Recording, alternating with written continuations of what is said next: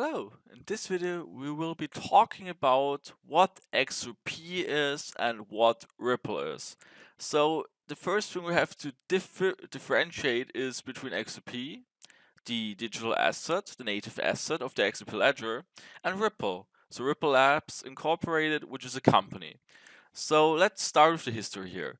So all of that can be found on the XRP Ledger website. It's xrp.org/history, and on that website you can see entire history of the XRP Ledger and how it evolved. So let's quickly look over it. So we can see here in 2011 we've got three engineers: David Schwartz, Chad McCaleb, and Alpha Brito. All these three people, so these three guys were developing the XRP Ledger. So as you can see here, they liked the technology behind Bitcoin, and the main idea of creating XRP was creating a better Bitcoin or improving it. Since they have technical knowledge, they were able to quickly see through the entire thing and see if there were any issues, and they saw their scalability issues, the limitations with the transactions per second, and all in all, it was just a huge scaling issue they found out about, or they discovered more or less. And so therefore they wanted to create a digital asset, as we can see, was more sustainable and built specifically for payments, so which can be used with so like I said, which is able to scale, which is able to handle big outputs, and therefore they created XRP. So we can see it was first launched in June of 2012, and later they were joined by Chris Larson.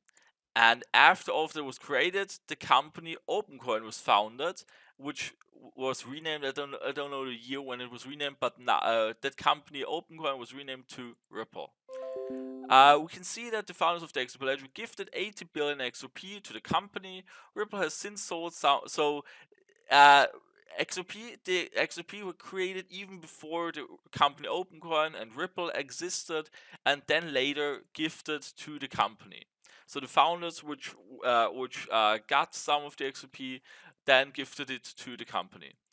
And Ripple has since sold some of it. It's XRP, and put the rest in escrow. So here's the link to escrow. So every month it's the same. Every month 1 billion XRP are released to the company Ripple, and they take out what they need, or they take what they need to distribute, and the rest, the leftovers, so which is mostly like always like the 90%, 95%, they're being put back into new escrow. So there's the entire article. You can read that. You can see here, to provide additional predictability to the XRP supply, Ripple has locked 55 billion XRP. So that's what they currently hold in the series of escrows. So we've got 55 escrows, and each escrow gets released on the first of each month. These escrows are on the ledger itself, and the ledger mechanics enforced by consensus. So so the company Ripple cannot like bypass or override that. They are limited. Ripple themselves, they're also just a participant on the XRP ledger. It's just like when I or if you would have an account on the XRP ledger, and they're also just participating, and do hold a lot of XRP, but this is not proof of stake. Therefore, they still don't have a say in the network overall. The escrow consists of independent on-ledger escrows to release a total of 1 billion each month over the next 55 months. This provides an upper limit on the amount of new XRP that can be brought into circulation. The amount of XRP actually released into circulation will likely be much less than this. Any additional XRP left over each month will be placed into a new escrow to release in the first month in which no escrow currently releases. So they're putting one escrow always at the end of the last escrow, when the last one would be released 1 month after. So we can also check that out here. So I'm just gonna, it's a service for to Wind. We can see later it's gonna load a lot, because it's loading basically all escrows by anybody, because also you or I could create an escrow. But let's continue the story. So we can see here the evolution. So the history of the XRP ledger and its native digital asset XRP dates back to early 2011. So those who were creating it, they were also fascinated with Bitcoin, but they saw the problems or ways inherent in mining, and they thought about a new technology, a new concept, how to make everything more efficient.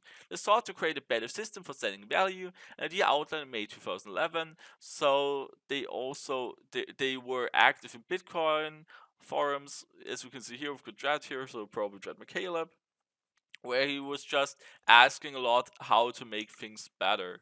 Also, the argument which we often hear is like, yes, but mining it's important that it does that, and Bitcoin is great that it does that, because it's like, yes, have you heard that all the Christmas lights use more energy than Bitcoin? Right, so you can say that, but you should compare apples to apples. And the thing here is, you should compare how much energy has to be put into the system. For example, with Bitcoin, it's just loads of energy. I don't know. I didn't like check the metric myself. I think as far as I remember, it's like 128 terawatt hours per year. So quite a lot. And the also thing is like the limitations, because Bitcoin will never process more than 3 to 8 transactions per second. That will never happen. Never happen. They have to switch system or concept. They can't stay with work and handle more output. That's a fact. So you can also Google that. It's quite simple. You just enter Bitcoin scalability issue. Scalability issue. You can just look, it's even a Wikipedia thing, but also would just highlight, for example, Bitcoin average transaction time. So there's on the website on blockchain.com, you can check the median confirmation time, and we can see here, let's check the average confirmation time. It takes, for example, yesterday, it took about 210 minutes until the transaction was added and persisted to the public ledger. 210 minutes for one transaction, and you can see that can also spike on certain times. So let's just look up the last 30 days, where on, for example, on the 5th of May, where it took over 3,300 minutes for one transaction, and that's way too long. So when the network is congested and the backlog grows and grows, this is just a huge problem, which might not even be solved by the Lightning Network, which also Bitcoin maximalists more or less always say, yeah, but Lightning Network, it will do everything. So, right, so let's continue here. So just in case of the scalability issue. And let's continue here. So you can see here the initial observation about the high energy consumption scalability issues that would plague Bitcoin proved prescient. Okay, yeah. In 2019, its estimates suggest Bitcoin mining used more energy than the entire country of Portugal. So that's the thing I mentioned here, because like many people. So I do like Bitcoin. Like I said, I'm not against more or less, but there are still issues. So just highlighting a large issue with the system doesn't necessarily mean that I'm against it. I'm just highlighting here what the idea was behind that, and it does use a lot of energy, Bitcoin mining, and it also more or less it's an incentive to centralize more or less, because as a miner who's not in mining pool, the chance of mining a block is significant, very low. So we can quickly go over it if you want to. So I'm going to discard that here. We can quickly create a graph, so to look into a little bit into Bitcoin mining quickly to understand it a little bit more. So I'm going to use the circles for pools, and let's say, for example, we've got a few mining pools. And the thing here is, and now we've got a single miner. Let's see if we can get a computer shape. Well, maybe not. Oh yes, we've got a computer shape here. So let's say you want to, you're here in the network, and you're providing some hashing power, and you want to mine a block in the network. And for example, if this mining pool has like 30% of the mining power, so of the hashing power, and this one is 20%, and this one is also like again 20%. And there are some others which I'm not drawing now, and your chance with you will make less than 0.1% of network hashing power. It means your chance of randomly mining that block is significant, very low. So if you don't join a mining pool, your chances of getting a block is basically zero. That means you have to join a mining pool. Furthermore, that means more and more people will go into mining pools, which get bigger and bigger. So the bigger the mining pool, the higher the chance of reward. Because the bigger the mining pool, the bigger the chances that that block will be mined, and then they can share it over the miners. But basically, the concept of proof of work it helps to centralize things. So it decentralizes it into huge mining pools. So decentralizes it into centralized mining pools, more or less. So that's the basic idea here. And this will never change, and also the output might not even change. But let's continue here. Moreover, the initial read indicated that significant problems could arise if any miner obtained or miners colluded to obtain greater than 50%. So a so-called 50% attack. So yes, people call it a 51% attack, but it's a mistake. It's just 50% are sufficient. And as the thing here, you can Bitcoin stats graph, Bitcoin pools, pool stats. So we can look it up here again. So that's the thing here. So these are official stats. It's based on the last mined bitcoins of the last 3 days. So this is real data, and you can see here that these four mining pools. These are all Chinese mining pools. So this is another one. BTC.com is also a Chinese mining pool. Binance pool. So all of these pools are Chinese mining pools, and these four mining pools make up more than 50% of the Bitcoin hashing power. So therefore, they do more or less, if they would collude all these four mining pools, so all the CEOs of these mining pools or whatever, if they would collude, they could do whatever they want to. It's that simple. And right, so that risk persists with Bitcoin and Ethereum today, as mining power has consolidated in China, and that is a fact here. That is not FUD or anything. That is a fact, and many people don't want it to be true, but it is. So let's go on. In 2011, early 2012, the trio of developers started a project to build a distributed ledger that improved upon these fundamental limitations of Bitcoin. The first ever code commit was in November 2011. So you can also check out the repository on Ripple. So it's there's the GitHub repository. It's open source. Anybody can look into it. Anybody can commit, so it will be reviewed. But basically, anybody can contribute. And we can also check the commit history and see when the first ever commit was. Maybe can do that here. Nope. I'm just looking if I can like go back a little bit faster than just going on clicking onto older. So because this might take a while. No, that won't work. Okay, so I'm just gonna click on one of the developers. It's I think easier. So I'm just gonna click on David Schwartz here and go to one of his earliest commits in 2011. Yes, right. So we can go click onto this one here and onto his commits. So we can see here the first commit was created here. So with new coin, right? So we've got December, and we can go onto even older here, and we might even see that we've got December. Yeah, right. So December, August. So you can see here the initial commits. So more work on ledger sequencing, whatever. So you can see here all the commits, everything that was done in 2011 here. And right, so let's go on here. They improved upon these fundamental limitations of Bitcoin. The first ever code commit was in November 2011. They wrote code that, when executed, would create a distributed ledger, which they named Ripple. So the distributed ledger themselves, they called it Ripple. It included a digital assets that would be called Ripples. XRP is the currency code. To follow the same naming convention as Bitcoin, BTC, at the time, Ripple stood for the open source project, the unique consensus ledger, the Ripple Consensus Ledger, Transaction Protocol, Ripple Transaction Protocol or RTXP, the network, Ripple Network, and the digital asset known as Ripples. In practice, this approach led to many broad uses of Ripple. To clarify, the community simply started calling the digital asset XRP.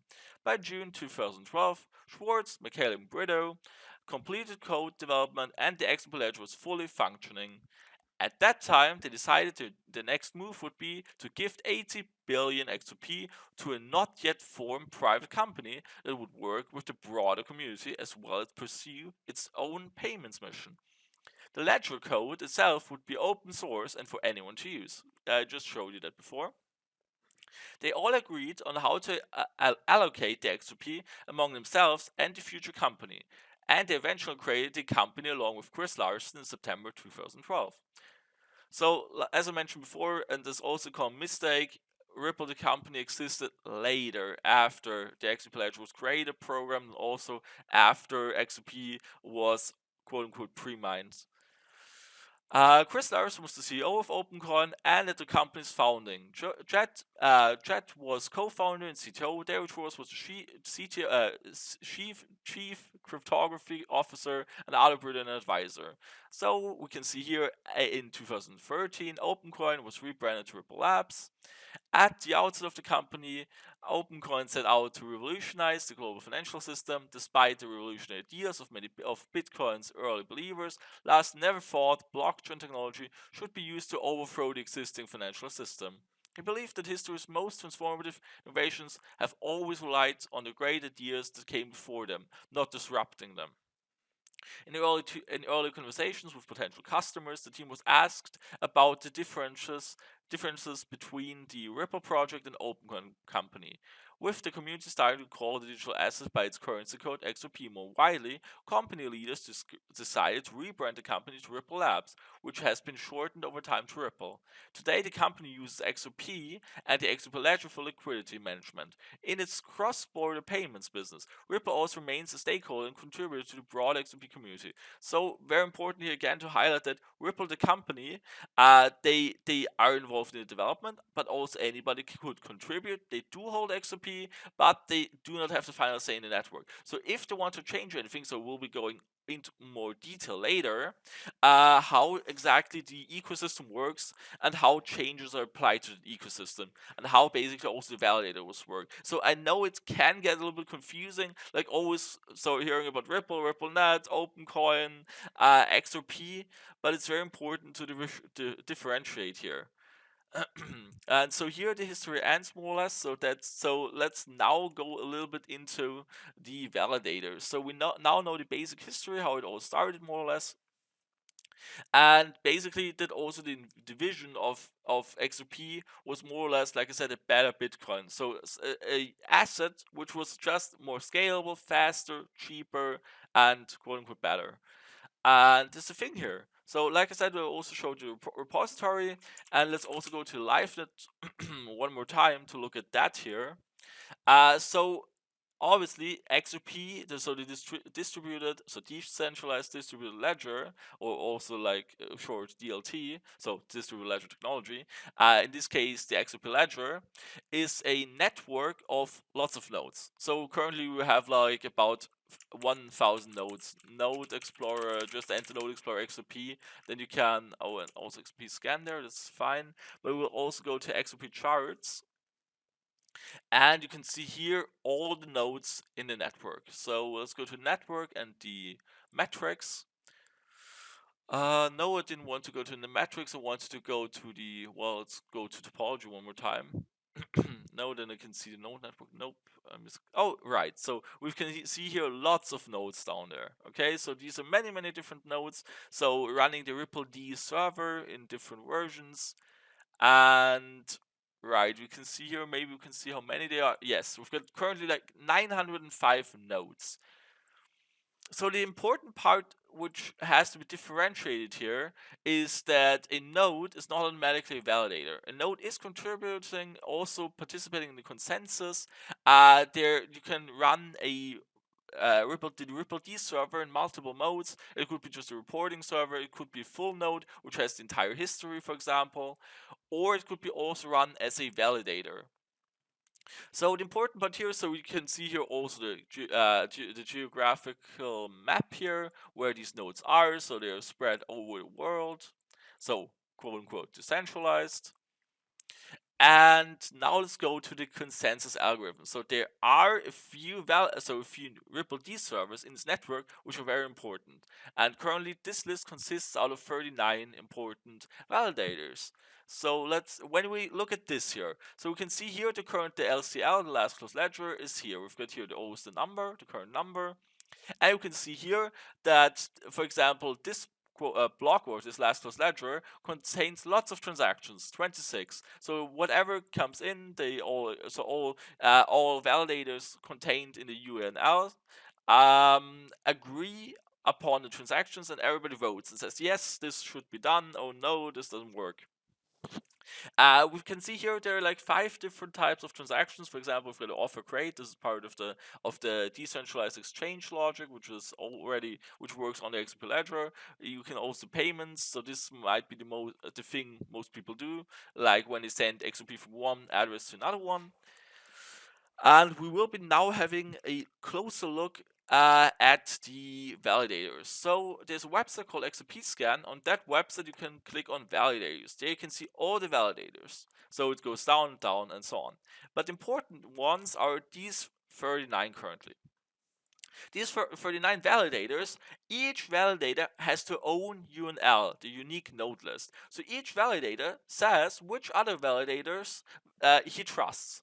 So the thing here is, so currently, so there's the first one. So the first one was the DUNL, published by Ripple themselves. So they set up the network. They got lots of partners and also 10 different universities. So University of Berkeley, the University of Kansas, and so on. You can look all of those up and check. So Ripple themselves only runs 15.6%. So we can 2, 4, 6. So they run 6 out of 39 validators. Oh, I misclicked, so it's 15.3%. I clicked double, so 6 out of 39. So this is 15.3%. So in order to change anything in the network, they would need 80%. So they don't have that. In order to block the network, they would need 20%. So the only thing they could, quote unquote, do would like maybe get some other validators to behave in bad faith or badly. But the thing that would happen here would that all the other validators would just remove them. There's also a feature for so-called negative UNL. So it would just say, okay, you know what, I'm just going to remove them for now. So the rest of the validator network, because the show must go on. So right, so the thing here is, so we've got the normal UNL, but also Coil published their own UNL where they already added new ones, and also the XRP Ledger Foundation, also published their own UNL. They added 2 more validators. So each validator is maintained by a different organization or by a university. So in regards to universities, we could just click here. We've got here a university in Australia. We can click on that one here. And we just remove that one. So we can see here anu.edo.au. I meant. Let's just see what kind of university it is. So we've got the Australian National University. For example, they are running a validator. And we've got lots of those in here. So we've got like I said, it's about 5 to 10 universities. I didn't look, so I don't remember the exact number right now. But they all have their own UNL. So each organization is responsible for maintaining their own UNL. And obviously, all the validators should have kind of the same UNL. So we need overlap, because if everybody has like a completely different UNL, they wouldn't even agree on the core part. So there must be lots of overlap here. So, for example, this UNL, so this validator from XRP Scan could say, okay, well, let's add 2 more, but all the other ones don't have those 2 more in there, so therefore they wouldn't agree. So that's why all of them kind of have to, so the UNL have to overlap. But very important, Ripple, the company, does not pick the UNL. Each validator is responsible for their own UNL. They can change that, as they did already 2 times. So we can see it's apart from coil.com, and also the UNL published by XRPL is being used currently. So right, so just highlighting that. And that's how that works. And now to the part, but Ripple, Ripple the company could change the code every second and nothing works again or whatever. So the important part here is, oh cool, so they already published a new version, so working on new version 1.8.0. But the part here is, whenever a new feature is published, they call that amendment. So a new feature is being called, I think, an amendment. I hope I'm not saying that incorrectly. But each amendment is being voted on by all the validators. So when they change something and create a new amendment, each validator has to vote on that if they want that or if they do not want that.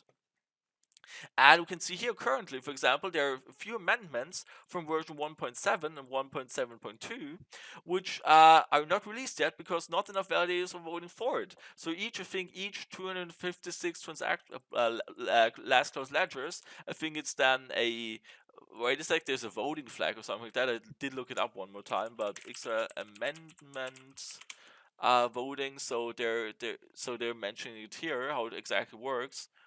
So they have like a flag thing, so we can quickly look at that.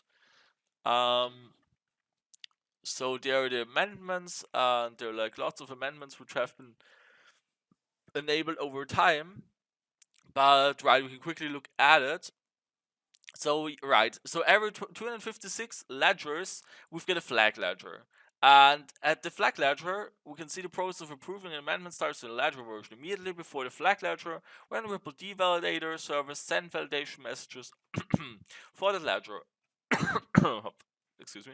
Uh, those servers also submit votes in favor of specific amendments. If a validator does not vote in favor of an amendment, that is the same as voting against the amendment.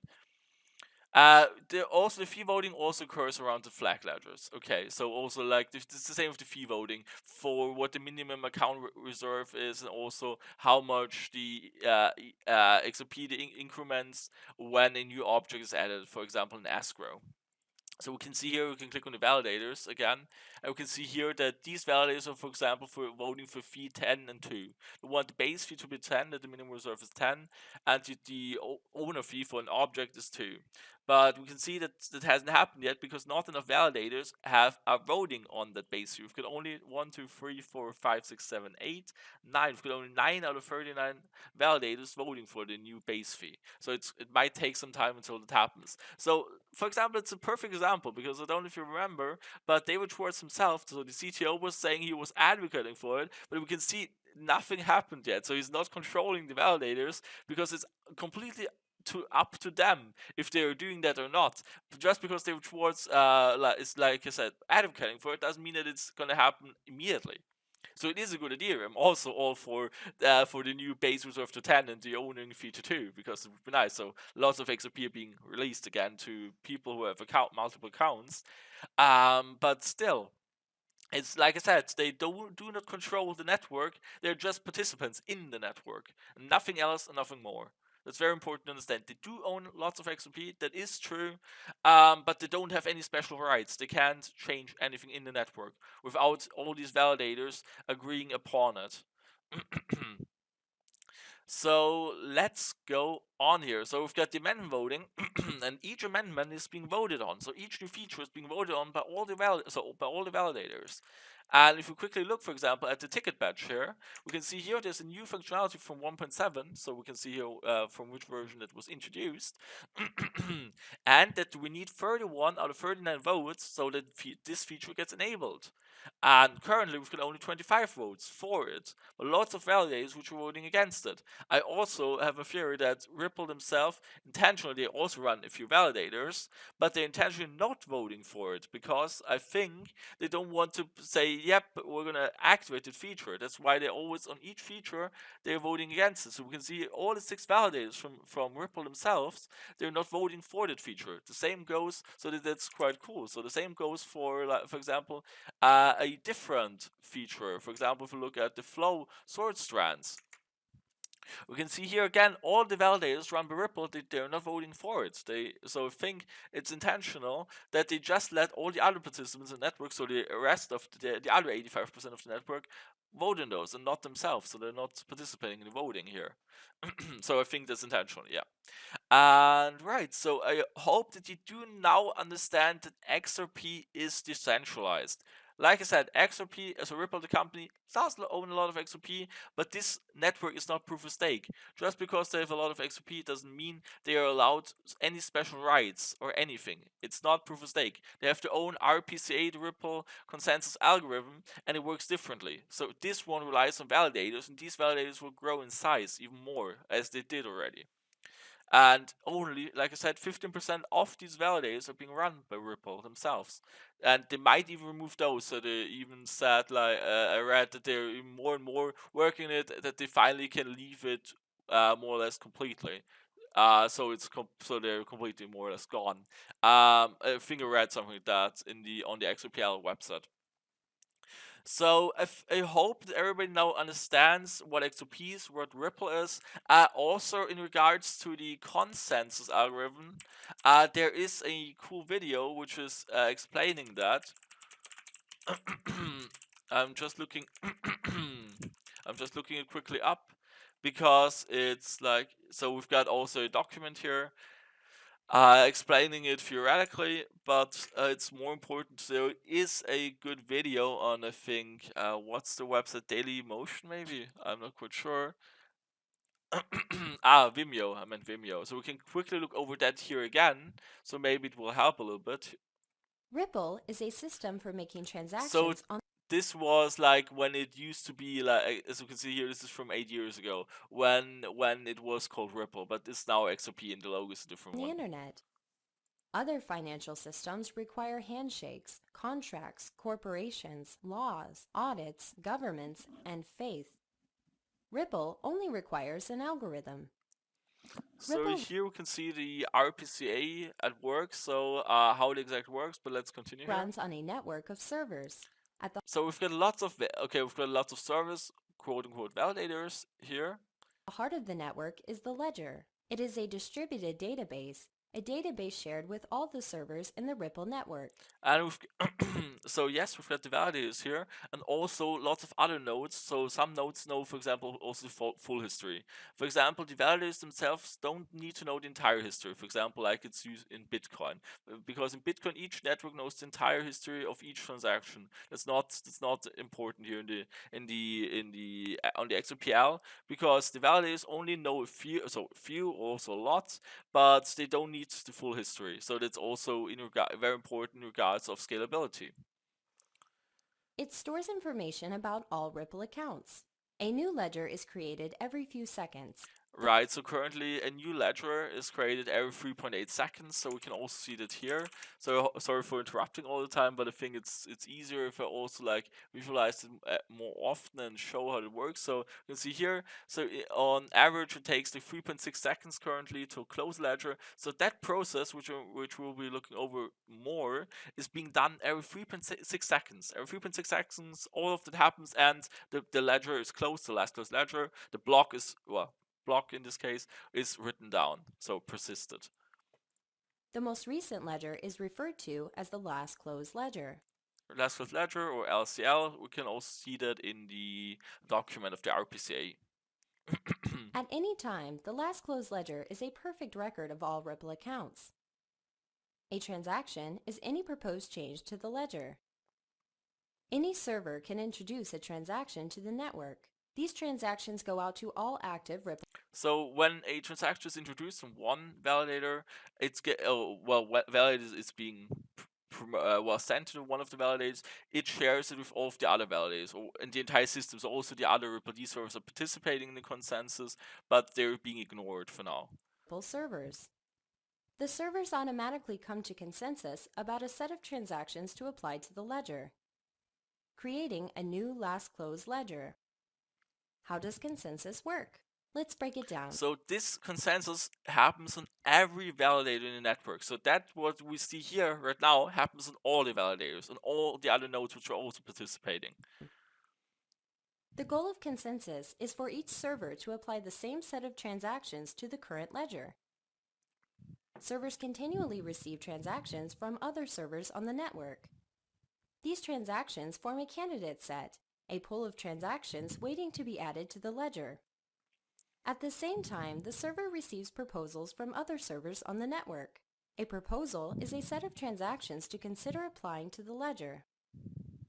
The server routes incoming proposals based on something called the Unique Node List, or UNL.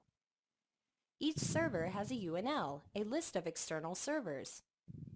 So the UNL are basically all the other servers that validator trusts. So we've got the validator here, and he says, okay, yes, my UNL says I trust all of these servers, and all of the other servers trust all the other ones. So it's basically, we've got a huge network of everybody trusts, so everybody in the UNL trusting all of the other ones in the UNL.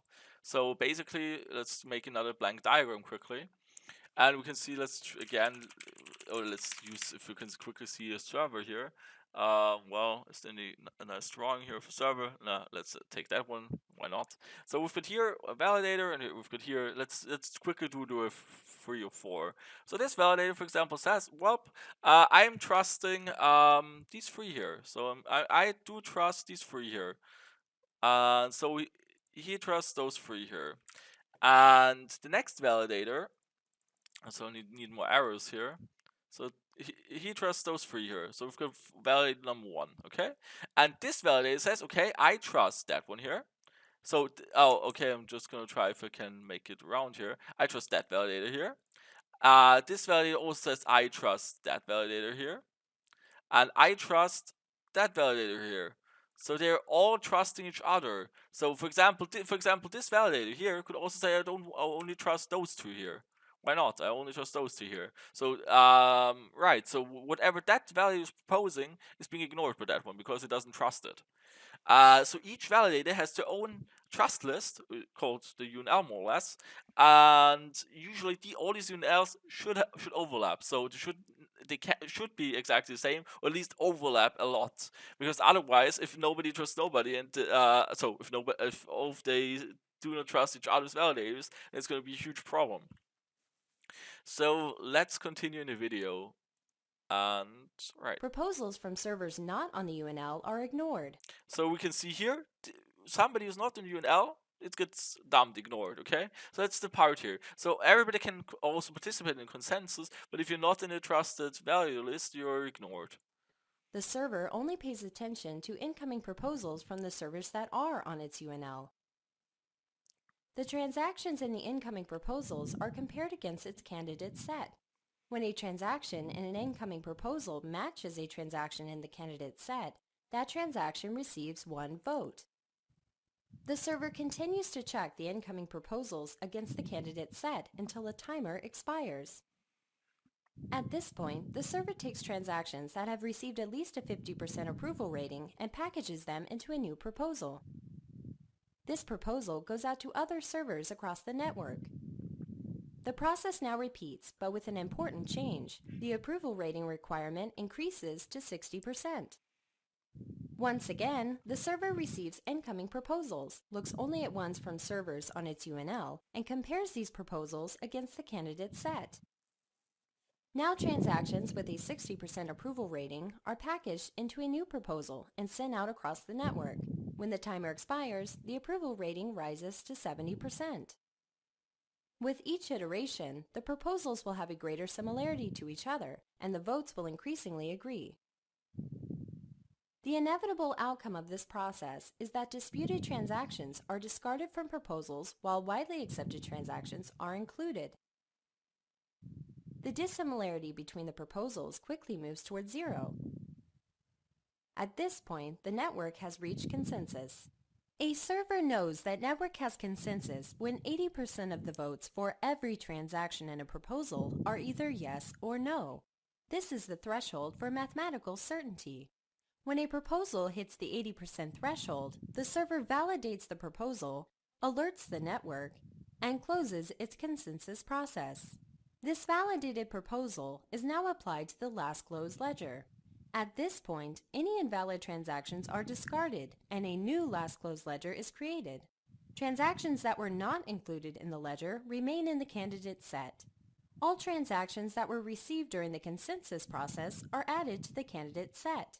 And now the process starts again. For more information... Right, so that's basically how it works. What I also want to highlight here is that, so if you just want to break it down a little bit, it's basically, it's filtering 50%, 60%, 70%, 80%. It's filtering and filtering and filtering for times in a very short time, and disregarding and throwing away those transactions which do not acquire the right consensus amount.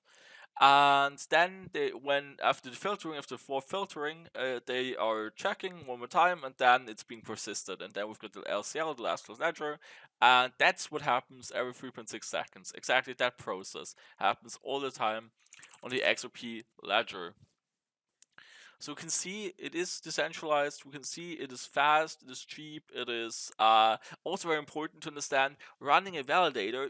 So the best incentive is giving no incentive. So that's exactly what the philosophy behind running a validator is. Because the thing here is that everybody who's running a validator has an interest in the system. So, for example, you or I am also thinking about running a validator sooner or later. Are running a validator just because we want the network to work, more or less. So that's why anybody can install a Ripple D server on hardware that is strong enough, but it doesn't need to be that good, since the validating process, so the Ripple D server, is not very wasteful and very efficient. So they were recommending like 50. So we can see the hardware specs. So hardware XRP hardware requirements. We can see that here is like, yeah, there it is. So they're not very high. So we can see here a CPU, 64 bits, 2 cores, minimum 50 gigs, 8 gigabytes of RAM, and yeah, Ubuntu or whatever. And right, so the hardware specs are not that high basically. So and right, so that's why the network is so good, so quote unquote so good. So the thing here is also, for example, if you take one more time a look at proof of work. So the idea behind the proof of work is everybody wants to get lots of money basically, because also a friend of mine is running a mining rig, and I already asked him. He's running an Ethereum mining rig, and I asked him if he cares about the network, and he told me no, he doesn't at all. He just wants to get all the money possible because it's very profitable running a Ethereum miner and also a Bitcoin miner probably. And it basically and like as I mentioned before, a chance of mining on your own and finding and mining a block is very very low. The chances of you doing that are nearly impossible, and therefore you have to join a mining pool.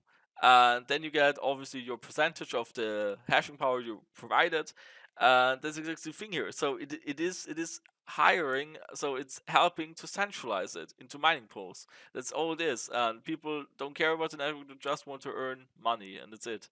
And that's why the philosophy changed for the XRP ledger, in regards as that the best incentive is no incentive. And that's why people run a validator. It's not wasteful, and it's fast, and it's secure, and it's also decentralized. So I hope I explained everything clearly. I know it was a very long video, so I guess nobody actually watches those, because nobody cares.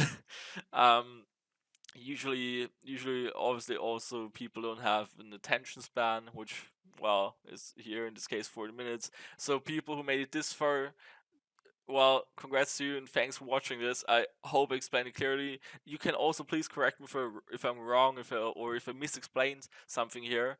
But it's just there's so many misconceptions out there, and the ignorance is just unbelievable. And also so many Bitcoin maxes like being insulted every time, and everybody calling XRP, for example, a shitcoin or whatever, a frauding scheme. So the worst video I've seen recently was this video of Andrew Chike, or what's his name, and it was just pure ignorance. So he read his news articles, but didn't really look into it, and then just, well, spread lots of lies and misinformation basically. So you can critique certain parts of the XP ledger. I'm all for debate. So if there's something wrong with that, please let me know. But calling XRP centralized is a lie. It is decentralized. Ripple has no control over the validators, and that's the simple truth. And right, so yeah, again, thanks for watching this video. I hope I was able to explain the ideas and the principles of the XRP ledger and the XRP network more clearly. Also, last part I'm going to mention here is I didn't really talk about Ripple, the company itself. So Ripple themselves, they are providing financial solutions, but they're using XRP basically. So Ripple, for example, so one thing Ripple offers is so-called on-demand liquidity. meaning that that money is converted from a currency into another foreign currency within seconds. So it's basically just be sourcing liquidity. But these are products that Ripple, the company, offers to other business customers. But the basic technology they're using is XRP, because XRP is perfectly built for that, and XRP is an open source project which doesn't belong to anyone, which is a decentralized ledger system, which Ripple is developing on, but everybody can develop. It's like I said, open source is the same with Bitcoin. We've got also some many Bitcoin maintainers in the GitHub repository who are working on it. So Bitcoin, if we just enter Bitcoin here as last part here, we can look at that. And we can see that there are also just a few contributors who are working on that. So I can also, it's the same principle more or less here. So we've got a few big ones here, and then there are like people making small changes. So right, and again, thanks for watching. So cheers to you if you really were able to watch this video, which took over 44 minutes, which is quite a lot. So well, congrats, and see you in the next video.